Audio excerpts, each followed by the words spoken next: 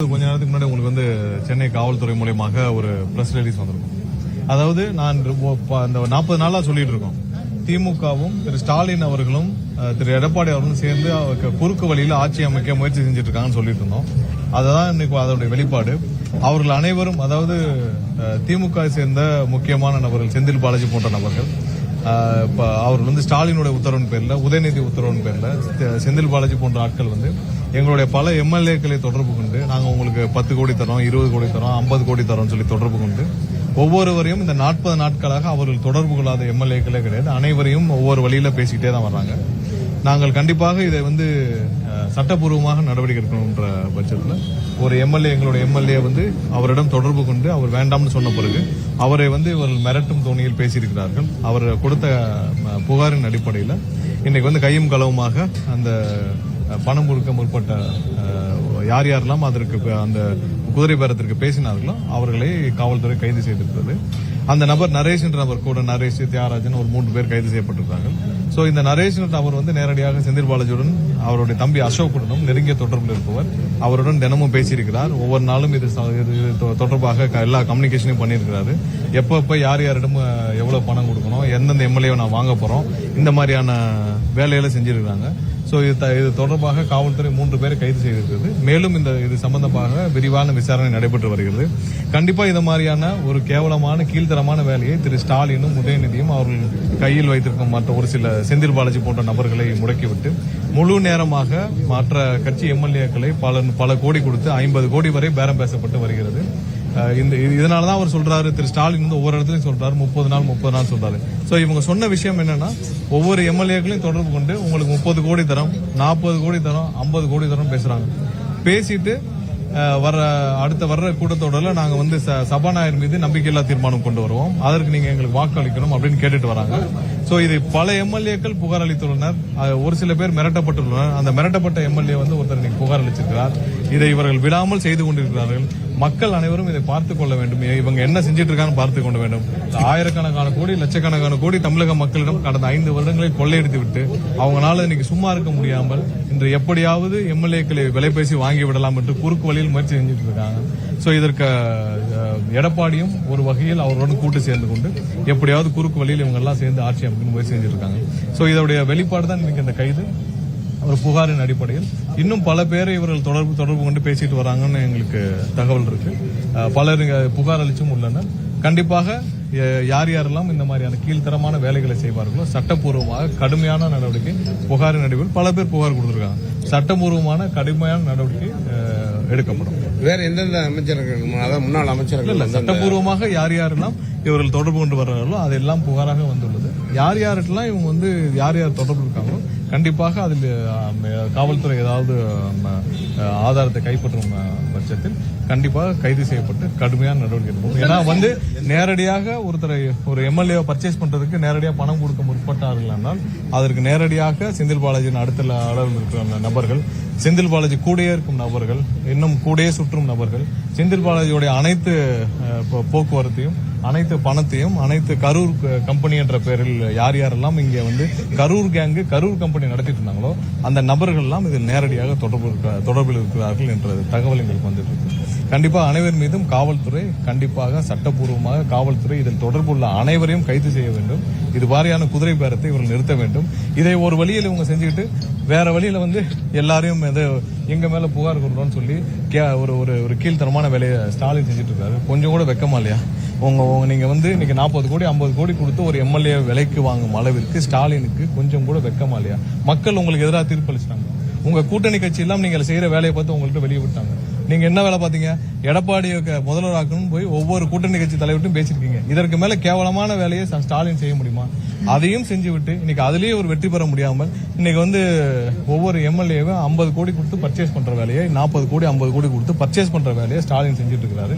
அதுக்கு செந்தில் பாலாஜி போன்ற நபர்கள் கடந்த 5 வருஷமா தமிழக அரசியலில் தமிழக அரசை கொள்ளையடித்த நபர்கள் அவர்கள் வச்சிருக்க பணத்தை வச்சுக்கொண்டு இந்த மாதிரி வேலையை செஞ்சுட்டு இருக்காங்க. இன்னைக்கு நேரடியாக செந்தில் பாலாஜி தொடர்புடைய ஒரு நபர் வந்து பேரம் பேசியதெல்லாம் நம்ம கண்டுபிடிக்கப்பட்டோம். இன்னும் எத்தனை பேர் இது மாதிரி பேரம் பேசிட்டு இருக்காங்க? யாராலும் ஒண்ணு மட்டும் ஸ்டாலின் புரிஞ்சுக்கணும், எங்களுடைய எம்எல்ஏக்கள் எல்லாம் வந்து 3 லட்சம் 4 லட்சம் செலவு பண்ணி உங்களை மாதிரி 1000 கோடி இல்ல 500 கோடி வந்து ஒரு மாவட்டத்துக்கு செலவு பண்ணல இங்க யாரும் இல்ல. 3 லட்சம் 4 லட்சம் செலவு பண்ணி தான் எங்க எம்எல்ஏ ஆனாங்க. அடுத்த தேர்தலும் நாங்கள் இப்படித்தான் எதிர்கொள்வோம். ஒவ்வொரு தேர்தலும் நாங்க எங்க எம்எல்ஏலாம் 2 லட்சம் 3 லட்சம் செலவு பண்ணி அவங்களால முடிஞ்சளவு பிரச்சாரத்தை பண்ணிடுவாங்க. மக்கள் எங்களுக்கு வாக்களித்திருக்காங்க. மக்கள் அனைவரும் 100% நம்பிக்கையோட எங்களுக்கு வாக்களிச்சிருக்காங்க. உங்களை மாதிரி ஓட்டுக்கு 2000 கொடுத்தோம் இல்ல ஒரு தொகுதிக்கு 70 கோடி செலவு பண்ணியாலும் இங்க யாரும் வரல. அதனால எங்களுடைய எம்எல்ஏக்களுக்கு அதே 2 லட்சம் 3 லட்சம் இருந்தா போதும். அடுத்த தேர்தலை எப்ப வேணாலும் சந்திப்போம். இன்னைக்கு தேர்தல் வந்தாலும் நாங்க சந்திப்போம், நாளைக்கு தேர்தல் வந்தாலும் நாங்க சந்திப்போம். அதுல எந்த பயமும் யாருக்குமே கிடையாது. நீங்கள் இந்த கேவலமான வேலையை விட்டுட்டு உண்மையாக நீங்கள் செய்த மக்களுக்கு என்ன 5 வருஷம் நீங்க என்ன கெடுதல் செஞ்சீங்க, என்ன தீய வேலைகள் செஞ்சீங்க, அதை உணர்ந்து மக்களிடம் மன்னிப்பு கேட்டுவிட்டு தயவு செய்து அரசியல் இருந்து ஒதுங்கிருங்க. திரு ஸ்டாலின் இதுக்கு மேல நீங்க அரசியல் இருந்து ஒதுங்கிருங்க. ஏன்னா இதுவரைக்கும் ஒரு முதலமைச்சர் வேட்பாளர் தோற்றுள்ளாரா? ஒரு முதலமைச்சர் வேட்பாளர் முதலமைச்சராக இருந்தவர் இன்று அரசியல்ல தோற்று போயிருக்கிறார். சோ இதற்கு மேல என்ன கேவலம் இருக்கு? கடந்த 50 வருஷத்துல அந்த மாதிரி நடந்திருக்கா? 50 வருஷத்துல ஒரு திமுகவுடைய ஒரு முதலமைச்சர் வேட்பாளர் தோற்று போயிருக்கிறார். அதுதான் மக்கள் உங்களுக்கு கொடுத்த ஒரு பாடம். இதற்கு மேல திருந்துங்க. இதுக்கு மேல உங்களுக்கு வந்து அடுத்த வர சந்ததியை ஒழுங்கா வழிகாட்டுங்க. இன்னும் போய் 50 கோடி கொடுத்து செந்தில் பாலாஜி போன்ற நபர்கள் நீங்க கூட வச்சுக்கிட்டு, அசோக்குமார் நபர்களை கூட வச்சுக்கிட்டு நீங்க கட்சியை நடத்தினீங்கன்னா இப்படிதான் இருக்கும். இந்த மாதிரி வேலைகள் தான் செய்யணும். இந்த மாதிரியான கேவலமான வேலையை விட்டுட்டு மக்கள் தீர்ப்பை ஏற்றுக்கொண்டு நீங்கள் தயவு செஞ்சு அரசியல் விட்டு ஒதுங்கிருங்க. இல்லாட்டி நீங்க எல்லாம் முடிவு செஞ்ச மாதிரி திமுகவும் அதிமுக மொத்தமா வந்து வேற ஏதாவது பாரதிய ஜனதா கட்சி மாதிரி இணைஞ்சிட்டு ஏதாவது உங்களுக்கான அரசியல் ஆதரவை தேடிக்கங்க. செந்தில் பாலாஜி தொடர்பு இது இந்த மாதிரி கைது நடந்தவுடன் அதை சமாளிக்க, இப்படி ஒரு கைது நடந்தவுடன் அதை சமாளிக்க இவங்களுக்கு காலையில இவங்களுடைய நபர்கள் எல்லாம் மாட்டிக்கொண்டாங்கன்னு தெரிஞ்ச பிறகு அதை சமாளிக்க கடிதம் எழுதிட்டு இருக்காரு. எது கடிதம்? எதுக்கு கவர்னர் கடிதம்? ஆதாரம் தான் கொடுக்கணும் தானே. நாங்கள்லாம் ஆதாரம் இருக்குன்னு சொல்றோங்களா? எதுக்கு கவர்னர் கடிதம்? கவர்னர் என்ன செய்வாரு? நாங்கள் யாரிடமும் குதிரை பேரம் செய்யவில்லை. 100% சொல்றோம். நாங்கள் யாருக்காவது ஏதாவது செஞ்சிருக்கோமா? இல்ல. அவர்கள் வந்து நீங்க போய் திமுகவும் அதிமுகவும் சேர்ந்து ஆட்சி அமைக்க முடிஞ்சேன்னு யாரு கூட இருப்பா? கூட்டணி கட்சியில் இருந்த தலைவர்கள் என்ன சொன்னாங்க? யாராவது வந்து உங்க கூட கூட்டணி இருப்பாங்களா? அதாவது திமுகவும் அதிமுகவும் நாங்க எடப்பாடியை முதல்வராக்கிறோம்னா எடப்பாடியை முதல்வராக்கிறக்கா திமுக இருக்க கட்சி தொண்டர்ல வேலை பார்த்தாங்க, இல்ல எடப்பாடியை முதல்வராக்கிறக்கா திமுக இருக்க எல்லா கட்சி நிர்வாகிகளும் சேர்ந்து வேலை பார்த்தாங்க. இந்த மாதிரியான ப்ரொபோசல், கேவலமான ப்ரொபோசலை ஸ்டாலின் செய்யலாமா? ஃபர்ஸ்ட் செஞ்சனாலதான் கூட்டணி இருந்து வெளியேறினாங்க. எங்களுக்கான நம்பர்ஸ் 120 இருக்கு. யாருக்கு அரசியலே இல்லன்னு தெரியுதோ அவங்க எல்லாம் கட்சியை விட்டு வெளியேறாங்க. இப்ப திமுக இருக்க யாருக்கா அரசியல் இருக்கா? இல்ல, முதலே இல்ல. இப்ப அதை விட மோசம். அதிமுக யாருக்கா அரசியல் இருக்கா? அரசியல் ஒரு எதிர்காலம் இருக்கா? யாருக்குமே இல்ல. யாராவது ஒருத்தருக்கு இன்னைக்கு அதிமுக அரசியல் எதிர்காலம் இருக்கா? அடுத்த தேர்தலில் நீங்க நின்றால் ஜெயிப்பீங்கன்னு ஒருத்தர் சொல்லுங்க. யாரும் ஜெயிக்க மாட்டார்கள். அரசியல் எதிர்காலம் இல்லைன்னு நினைக்கிறவங்க எல்லாரும் அந்த கட்சியை விட்டு வெளியேறாங்க. எம்எல்ஏவாக இருப்பவர்கள் மக்களை சந்திக்க முடியாமல் 5 வருஷம் சும்மா அப்படி இருக்கிறது. சும்மா போய் தொகுதியில சுத்த முடியாது. எம்எல்ஏவா இருக்கவங்க அவ்வளவு கஷ்டம் இருக்கு. நீங்க ஒவ்வொரு இடத்துக்கும் போகணும், மக்களை சந்திக்கணும், வாக்களிச்சு ஜெயிச்சிருக்கீங்க. நீங்க மக்களுக்கு ஏதாவது செய்யணும். எதுவுமே செய்யாம சும்மா சுத்தி வர முடியாது ஒரு எம்எல்ஏ வந்து. அதை விட பெரிய கொடுமை ஒண்ணுமே இல்லை. அதனால எல்லாரும் வந்து இதுக்கு மேல வெறும் எம்எல்ஏவை தொடர்ந்து எதுவுமே செய்ய முடியாமல் மக்களிடம் தினமும் பயந்து ஓடுவதற்கு பதில் நாங்க ரிசைன் பண்றோம்ன்றாங்க. இதுக்கு இந்த சூழ்நிலைக்கு தள்ளியது ஸ்டாலினும் எடப்பாடியும் தான். இன்னும் அந்த சூழ்நிலை ரொம்ப மோசமாக கொண்டு போயிட்டு இருக்காங்க. ஆர்எஸ் பாதி என்ன லெட்டர் எழுதுனா யாருக்கு லெட்டர்? உங்களுக்கு ஆதாரம் இருக்கா சொல்லுங்க. நாங்க யார்கிட்ட பேசணுமா? ஏதாவது சொல்லிருக்கோமா? எதுவுமே சொல்லல. நாங்கள் யாரையும் போய் கூட்டோமா, நீங்க வந்து எங்களோட சேருங்க உங்களுக்கு அது தரது எதுவுமே இல்லை. எங்களுக்கு நம்பர்ஸ் இருக்கு. கூட்டணி கட்சியில நாங்க பேசணும். கூட்டணி கட்சிகள்ல இப்ப நாங்க காங்கிரஸ், கம்யூனிஸ்ட் அனைவரும் சேர்ந்து எங்களுக்கு ஆதரவு கொடுக்குறேன்னு சொன்னாங்க. ஏன்னா அது மக்களுடைய தீர்ப்பு. நீங்க எடப்பாடி போய் முதல்வராக்கணும் கூட்டணி கட்சி சொன்னோன்னு யார் உங்களோட பயணிப்பா? ஸ்டாலினோட யார் பயணிப்பா? எடப்பாடி முதல்வராக்கிறதுக்கு அவங்களுக்கு வந்து காங்கிரசும் பிஜேபியோட நின்று பிஜேபியோட ஜெயிச்ச எடப்பாடிய முதல்வராக்கிறதுக்கு அவங்க காங்கிரசும் கம்யூனிஸ்டும் அண்ணன் திருமாவளவனும் இல்ல ஐயோமலும் இருப்பாங்க. ஐயோமல் ஐயா காதல் தெளிவா சொன்னார்ல, பிஜேபியோட ஜெயிச்ச எடப்பாடியை முதல்வராக்கிறதுக்கா ஸ்டாலின் நாங்கெல்லாம் சேர்ந்து இவ்வளவு வேலை பார்த்தோம்னு சொன்னாங்க. அதான முக்கிய காரணம். அதுக்கு தானே வெளியேறினாங்க. அவரெல்லாம் எங்களுடன் சேர்ந்து இன்னைக்கு ஆட்சி அமைக்க மக்களோட தீர்ப்பை ஏற்றுக்கிட்டாங்க. அதையும் பொறுத்து கொள்ள முடியாமல் வீட்டுல சும்மா உட்கார்ந்துட்டு எந்த வேலையும் செய்யாம இன்னைக்கு உங்களுடைய மகன் வந்து அரசியல்ல எதுவுமே தேர மாட்டான்னு தெரிஞ்சுட்டு இப்படியாவது குறுக்கு புத்தியில நீங்க வந்து இன்னைக்கு யாரையாவது விலை கொடுத்து வாங்க முடியும்னு நினைச்சீங்கன்னா அது நடக்காது. நீங்கள் வந்து உங்களுடைய மகன் 5 வருஷம் நீங்க ட்ரெயின் பண்ணி பாத்தீங்க, எதுவுமே நடக்கல. அவர் ஒரு அரசியல்வாதியாக கூட நீங்க பொது வெளியில வர முடியல. நீங்க எங்க இருக்காரு தெரியுமா? துபாய் போய் 1 வாரம் ஆச்சு. அப்படி ஒரு நபரை வச்சு நீங்க எப்படி அரசியல் பண்ணுவீங்க? நீங்க அதெல்லாம் மகனை முதல்ல ட்ரைனிங் பண்ற வேலையை பாருங்க. உங்களுடைய மகன் உதயநிதியை ட்ரைனிங் பண்ற வேலையை பாருங்க. நீங்களே கடைசி வரை அரசியல்வாதி ஆக முடியவில்லை. அதனால கடைசி வரை உங்க பேரை சொல்லி ஸ்டாலின் தலைமையின் அரசு என்னைக்கா சொல்லியிருக்காரா? திராவிட மாடல் அரசுன்னு சொல்லுவார். ஏன்னா அவருக்கே அந்த தைரியம் கடைசி வரை வரவில்லை. கடைசி வரை அவருக்கே வந்து ஸ்டாலின் தலைமையிலான அரசு என்னைக்கா சொல்லியிருக்காரா? அது வந்து என்னைக்கும் அவருடைய அவரால் இது எதுவுமே இல்லை. அவருக்கு அந்த தைரியம் கடைசி வரைக்கும் வரல. அது கடைசி வரைக்கும் திராவிட மாடல் அரசு தான் சொல்லியிருக்காரு. இப்பவும் சொல்றோம், திமுகவோட அத்தியாயம் இத்தோடு முடிஞ்சிருக்கு சார். என்னைக்கு இந்த கேவலமான வேலை, அதாவது அதிமுகவோட சேர்ந்து ஆட்சி அமைக்கணும், பிஜேபியோட சேர்ந்து ஆட்சி அமைக்கணும் முயற்சி செஞ்சாங்களோ, திமுகவுடைய அத்தியாயம், திமுகவோட எதிர்காலம் இத்தோடு முடிஞ்சு விட்டுச்சு. இனிமேல் வேற ஏதாவது வேலை இருந்தால் அவர் கண்டிப்பா பல பேரிடம், அதாவது ஆதாரத்துடன் 35 கோடி ரூபாய் பேரம் பேசியது எங்களுக்கு ஆதாரத்துடன் காவல்துறைக்கு வந்ததால் உடனடியாக கைது செய்யப்பட்டனர். செந்தில் பாலாஜியும் அவருடைய தம்பியும் அவருடன் இருக்கும் நபர்களும் நேரடியாக தொடர்பு இருக்கும் நபர்களும் இதில் சம்பந்தப்பட்டிருக்கிறார்கள். இதற்கு மேல ஒரு கேவலமான விஷயத்தை திமுக சார்ந்த தலைவர், அவருடைய தலைவர் ஸ்டாலின்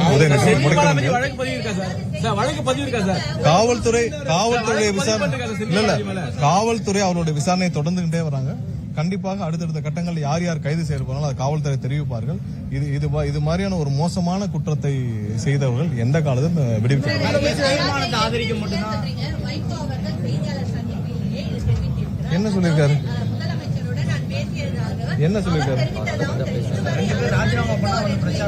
அதாவது அண்ணன் வைகோ அவர்கள் சொன்னது என்னன்னா, அண்ணன் வைகோ அவர்கள் நாங்களும் உங்களுடன் சேர்ந்து பயணிக்க ஆசைப்படுகிறோம். அப்படி பயணிக்கும் இல்ல உள்ள பேச்சுவார்த்தை என்ன, உள்ள நடந்த பேச்சுவார்த்தை எல்லாம் சொல்றோம்.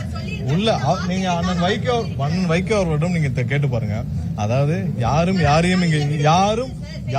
யாரிடமும் இங்க வந்து யாரையும் இழுக்கவில்லை.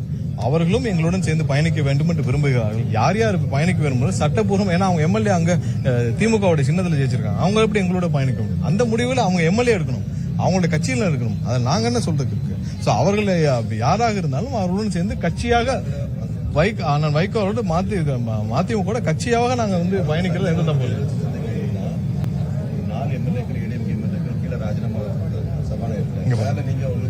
அது அவங்களுடைய பாருங்க, ஒண்ணும் இல்ல. ஒரு சாதாரண விஷயம் சொல்லிடுறேன். ஒரே நிமிஷம், ஐடி கார்டுல யாரும் கொடுக்க, நான் ஒரே விஷயம் சொல்றேன். ஒருத்தர் வந்து அவங்க உணர்ச்சி வசப்பட்டு அவங்க வந்து ரிசைன் பண்றாங்க. எவ்வளவு கஷ்டத்துல பல வருஷம் அந்த கட்சியில பயணிச்சவர்கள், 3 பீரியட் எம்எல்ஏ இருந்தவங்க வந்து ரிசைன் பண்றாங்க. ஏன்னா ஒரே நாள் நடக்கலையா? 27 பேர் வெளியே போனாங்கல்ல. எதுக்கு வெளியே போனாங்க? 27 பேர் வெளியே போனாங்கல்ல. எதுக்கு வெளியே போனாங்க? இப்பவும் அந்த கட்சியில ஏன் பிரச்சனை இருக்கு? இப்பவும் திரு எஸ்பி வேலுமணி அவர்கள் வந்து இங்க மிஸ்டு கால் கொடுத்தா ஐடி கார்டு வந்துருங்க, அதெல்லாம் பிரச்சனை இல்லை. ஏன்னா நீங்க ஆன்லைன்ல கொடுத்தீங்கன்னா உடனே வந்துடும். போட்டோவும் சேர்த்தா அப்லோட் பண்ணா வந்துடும். அது ஒரு பெரிய விஷயம் இல்லை. 2 நிமிஷத்துல 3 ஸ்டெப்ல ஐடி கார்டு வந்துடும். ஓட்டர் ஐடி கொடுத்தா வந்துடும். என்னன்னா உணர்ச்சி வசப்பட்டு 3 பேர் ரிசைன் பண்றாங்க. உடனே சந்திக்கணும்னு விரும்புறாங்க. உடனே மேல வர்றாங்க. அவங்களை ஆசுவாசப்படுத்தி நீங்க போங்கன்னு சொல்லி தான் அனுப்பிச்சு வைக்க முடியும். ஏன்னா அவங்களுடைய ஆதங்கம் அப்படி. ஒரு எடப்பாடி ஏமாத்திட்டாரு, ஸ்டாலின் ஏமாத்திட்டாரு. இவ்வளவு அவங்க ஓட்டு போட்ட மக்களை போய் சந்திக்க முடியுமா? ராஜினாமா செஞ்சுட்டு அவங்க எங்க போவாங்க சொல்லுங்க? ஒரு 3 பேர் ராஜினாமா செய்யறாங்க. ஒரு எம்எல்ஏ ராஜினாமா செய்யறது சாதாரண விஷயம் இல்லை. ரொம்ப அவ்வளவு கஷ்டப்பட்டு 1 மாசம் வேலை பார்த்து ஜெயிக்கிறாங்க.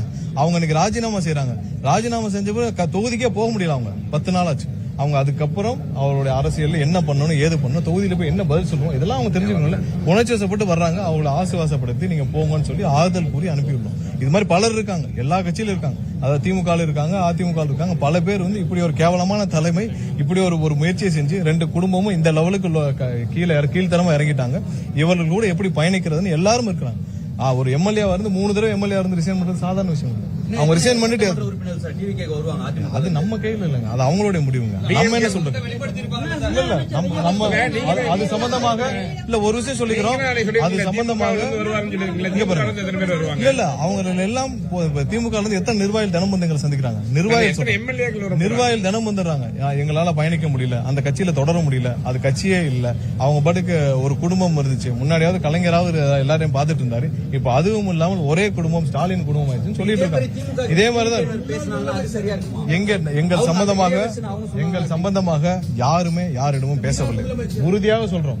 அவர்களா வந்து ரிசைன் பண்றாங்க. அவர்களையும் நாங்கள் வந்து யாரையும் வந்து நீங்க ரிசைன் பண்ணி யாரையும் நாங்க கேட்டது. அவங்களா ரிசைன் பண்றாங்க. வேற வழி இல்லாம ரிசைன் பண்றாங்க.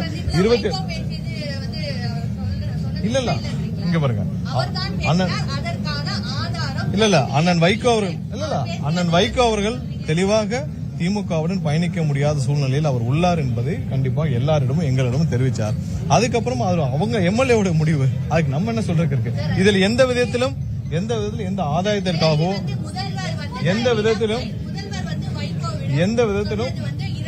எந்த விதத்திலும் நாங்கள் வந்து நீங்க உங்களுக்கு இது தர்றோம் அது தரோம்னு பேரம் பேசி நீங்க ரிசைன் பண்ணவோ இதுவும் சொன்னது இல்ல, அவங்க என்ன கிடையாது. அது அவங்களோட தனிப்பட்ட முடிவு. அவங்க என்ன கேக்குறாங்கன்னா 2 எம்எல்ஏ வந்து ராஜினாமா பண்ண பிரச்சாரம் பண்றது அப்படிலாம் அப்படிப்பட்ட வார்த்தை இல்ல அப்படிப்பட்ட வார்த்தையை கண்டிப்பாக 100% எங்களுடைய முதலமைச்சர் சொல்லவில்லை.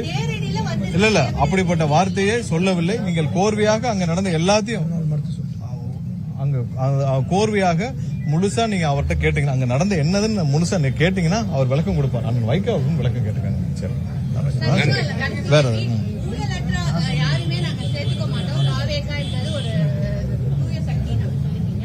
இப்போ விஜயபாஸ்கர் ஆகட்டும் மற்ற அவங்கலாம் வந்து குட்கா வழக்கையும் இங்க பாருங்க யார் யாருக்கெல்லாம் புரிஞ்சு நீங்க கேட்க வர புரியுது. யார் யாருக்கெல்லாம் வழக்குகள் இல்ல யார் யாருக்கெல்லாம் இல்ல அவங்க வந்து இன்னைக்கு ஒரு தனிநபராக எம்எல்ஏ இல்லாமல் எதுவும் இல்லாமல் வந்து சேர்றாங்க. இது மாதிரி ஆயிரக்கணக்கோ லட்சக்கணக்கோ ஒவ்வொரு நாளும் என் கட்சியில சேர்ந்துட்டு தான் இருக்காங்க.